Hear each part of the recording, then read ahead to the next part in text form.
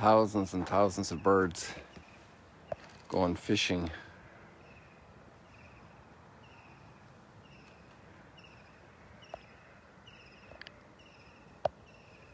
I'm sure there's a black carpet down there someplace. Yeah, look at, they're all down there in the water.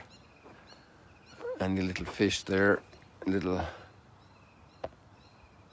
beginning their fishy life, are going to have a fishy end right now. These guys are forming a carpet down there. I think we'll head down that direction. It started drizzling a little bit, which doesn't increase the chance for the sunshine magic, but we have a great morning ahead of us, a great day ahead of us, great life ahead of us. And just discovered something wonderful that I'm going to share with you as well. I just want to get my umbrella here to make sure that we're covered, literally. Really covered. So just bear with me a second here. Getting organized.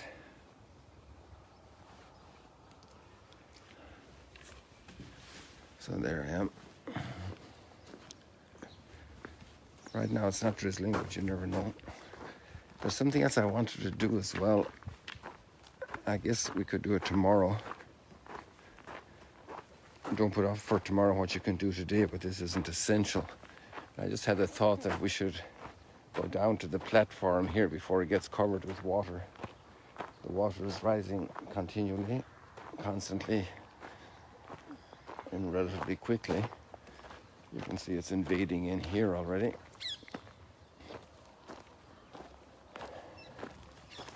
And our spot over here at the bottom of the stairs, the water's already rising along the edges, just a couple more inches. In fact, it's just over the edge of it there, but that's a sloping platform, so that'll still be good for tomorrow, I think, unless a major deluge comes.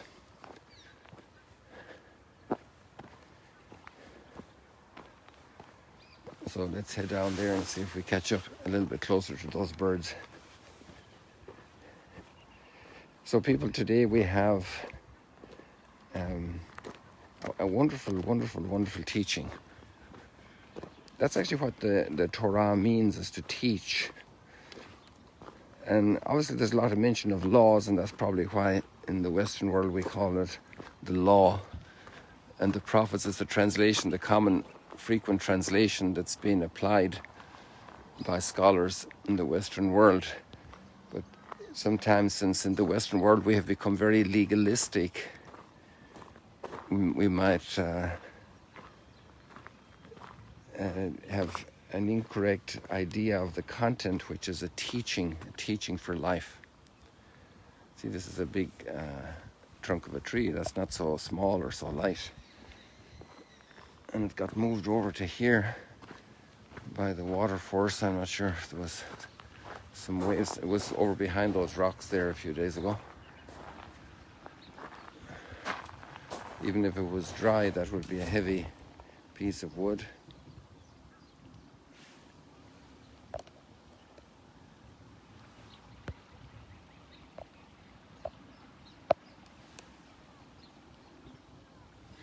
Some people wanted to see these shells closer up.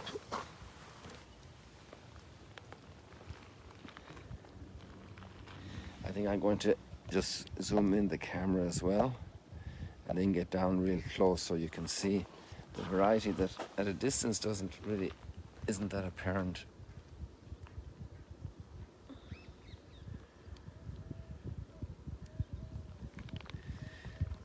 It's amazing. Wherever you look in nature, there is such splendor and wonder inside the atom and in the constellations.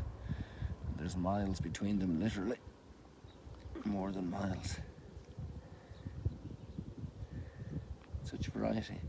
I wonder if, like shells, if like snowflakes, shells are so that everyone is different. They say that there are no two snowflakes alike. Can you imagine such an ephemeral thing as a snowflake, that with the smallest change of temperature it turns to water? and the attention God would give each human being. This is like a mountain stream.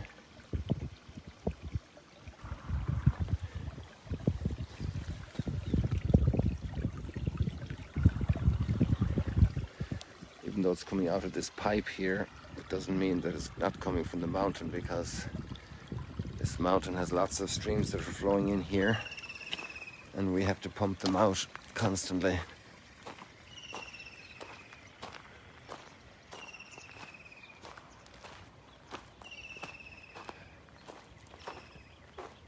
So there's a great instruction in the first reading from Moses about keeping the law, about fulfilling the law.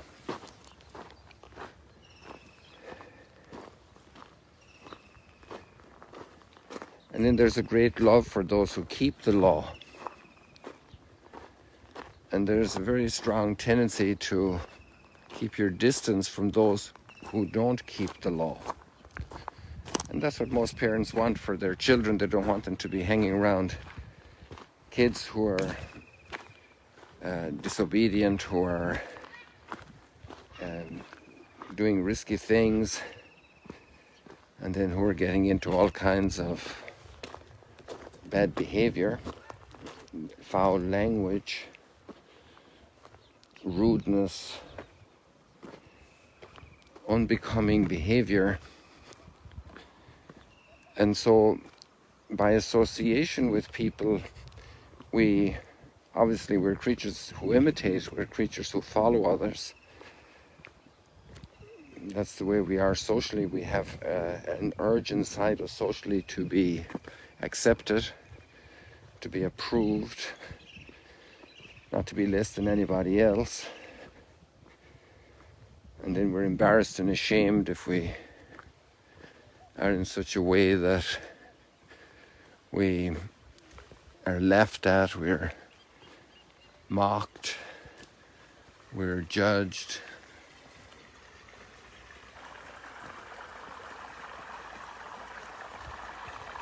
We have a little budding Niagara Falls here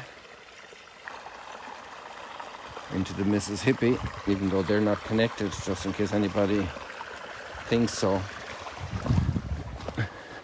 It's amazing. I make some comments in irony, and some people take them for real. The other day I made a comment about whiskey, totally joking, and somebody thought that I sip whiskey while I read scripture. Such a crazy thought. But that's life.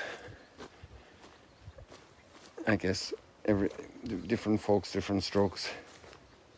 So when I say there that the Niagara Falls are emerging there, flowing into the Mississippi, well, first of all, the Niagara Falls do not flow into the Mississippi. And secondly,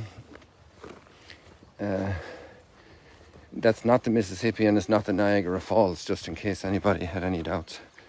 They happen to be in North America. So, and I don't sip whiskey when I read scripture, just to make sure that it's on the record.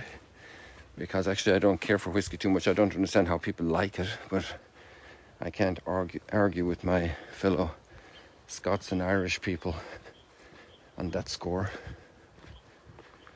So we leave that matter as settled. But then there are children who drink too early, and parents don't want their kids to be hanging out with such kids.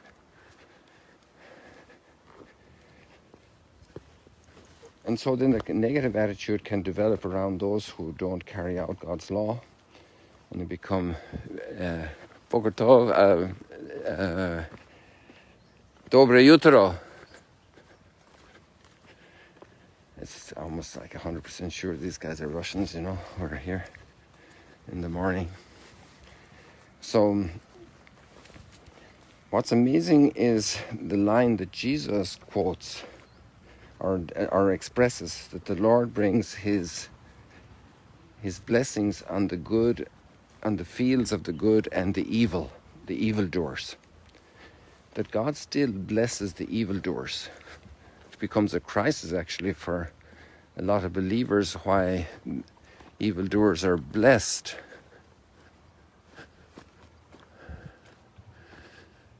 Because they should be punished.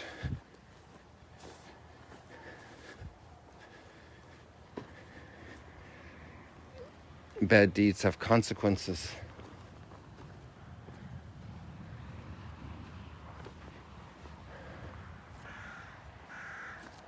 And therefore they should be punished.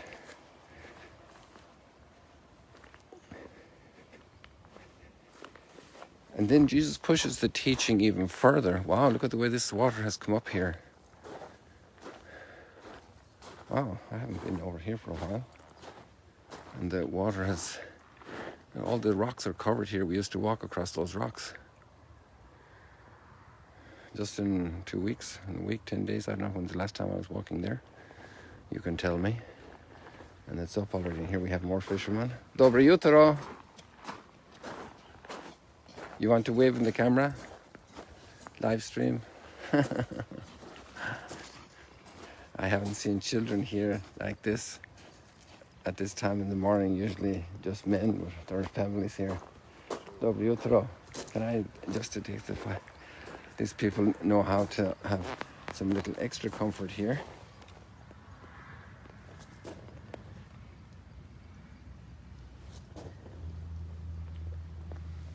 You want to put your hands close to the fire there so you can warm up. The smoke is not coming from the phone, okay? Thanks be to God.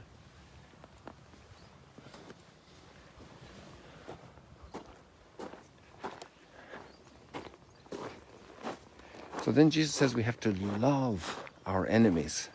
And he said, you were told do not to hate your enemies. And sometimes this has led to a wrong impression. And I learned about this from a scholar the other evening who was studying the caves on Mount Arbel. And he gave a beautiful talk, or an interesting talk, a very interesting talk about the connection with the Essene community. The Essenes were a group of people like the Pharisees, the Sadducees, the Essenes. This was a religious group who practiced very austere lifestyle in community. And they were celibate. Although there were also Essenes who were married, and they had then a separate arrangement. And the theory is emerging more and more that they were living here on the cliffs of Mount Arbel. And they had a village. There's a cliff village up there. The next time we go up there, we're going to have to spend some time there. It'll be easier when it's later in the year, because then we have, and towards the summer, the sun will be full visible. Right now, if we go up there, we can't be at the cliffs at the same time as at the sunrise. And look at the carpet. Oh, wow, look at these guys coming to join the carpet and make it bigger. Look at the carpet. Can you imagine how many fish these guys are gobbling up? The little baby fish. Look at that. Because they won't be there if they're not getting breakfast.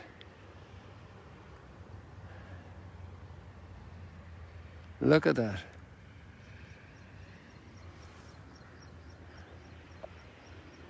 Those are all birds. And we can only see a line, but if we were a little higher up, we could see the extent, the width of that gathering of birds on the water. A huge black carpet moving along gently and gobbling up.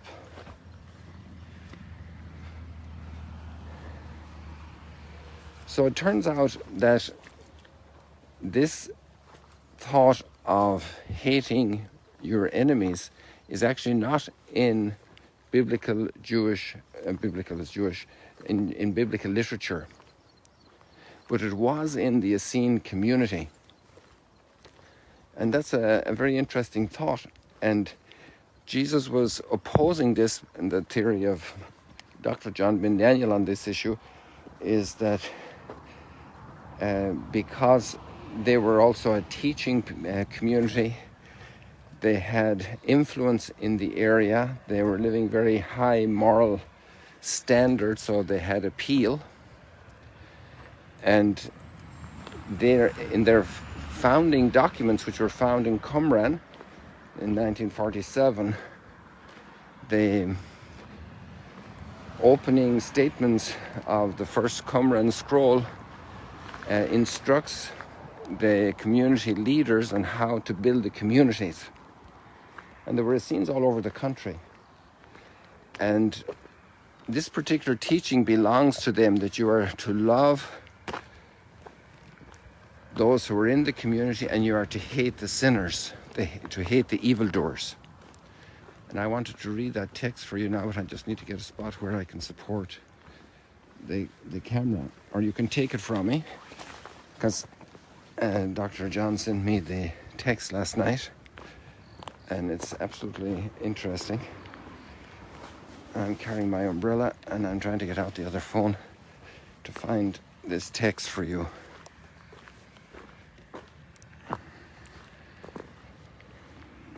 So just hold your horses there for a second.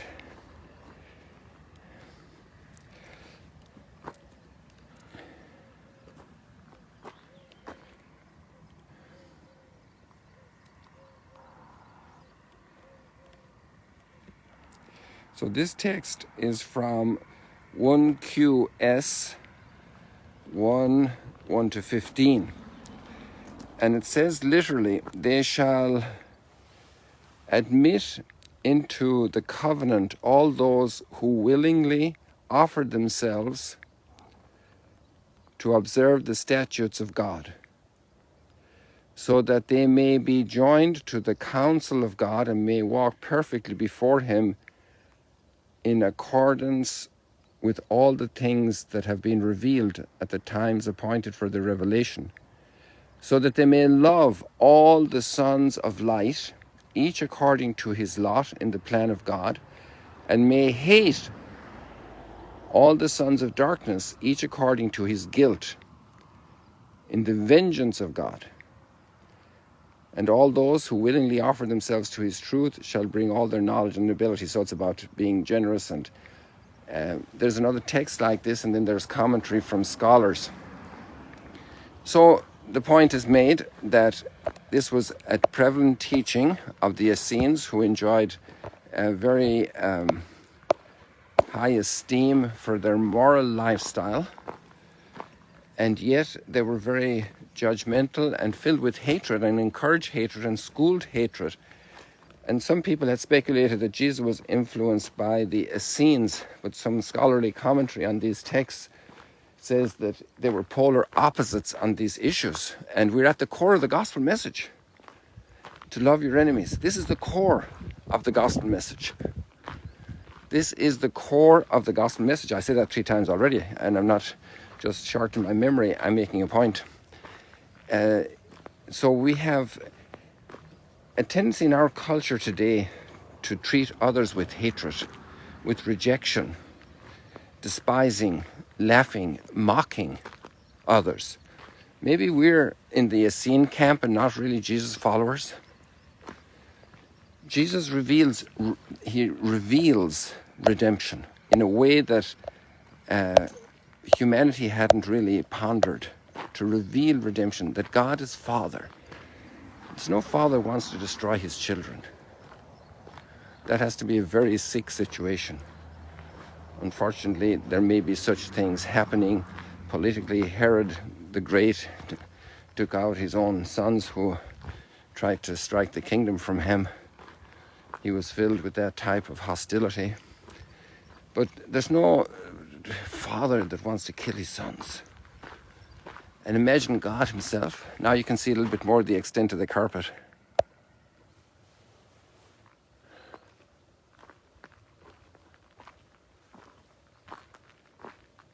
Isn't that interesting?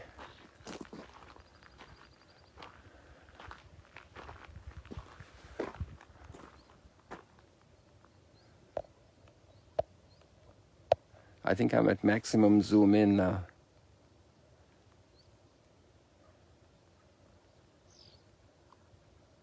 I can even hear their muttering, I think. Or maybe those are other critters here near to the shore here, right here. Where we're walking along the road here. I now want to change my zoom now because the camera is sensitive there, just to see these birds. It's amazing. So this whole teaching of Jesus to bless those who curse us, to consider ourselves blessed when we are persecuted for justice' sake. And so many people suffer for justice. They hold their mouth, they hold their patience when a child runs away from home. They still love. When a marriage is in stress, they look for prayer. To bless those who hurt us, to be a blessing for them.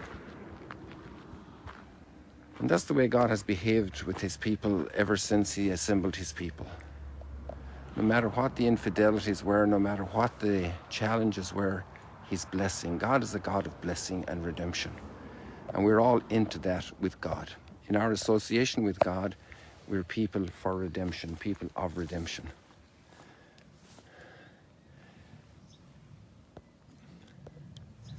God bless you. Let us help to develop this culture of redemption among all people who are